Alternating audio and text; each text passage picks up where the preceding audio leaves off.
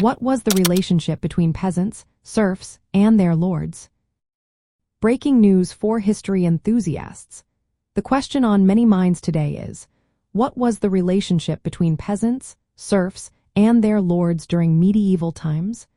With recent discussions about social structures and hierarchies, this topic is more relevant than ever. Let's dive into the details to better understand this fascinating aspect of medieval European life. In medieval Europe, the feudal system defined the relationship between peasants, serfs, and their lords. Lords were the landowners, possessing large estates or manors.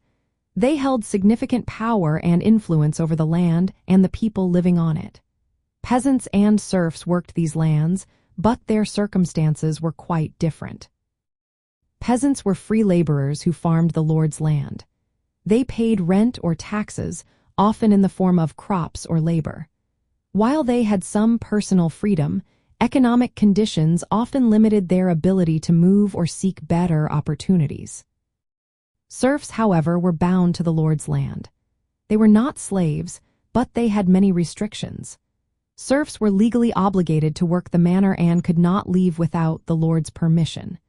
They provided labor, a portion of their produce, and various services to the lord in exchange for protection and the right to cultivate certain fields for their own use.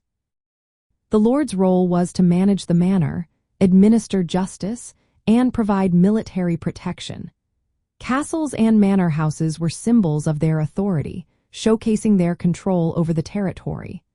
Lords relied on peasants and serfs to maintain agricultural production, which was the backbone of medieval society. This relationship was reciprocal but unequal. Lords held the power, while peasants and serfs depended on them for land and security. The feudal system maintained social order but limited the freedom and economic mobility of those lower in the hierarchy. Understanding this relationship helps us grasp the social dynamics of medieval Europe.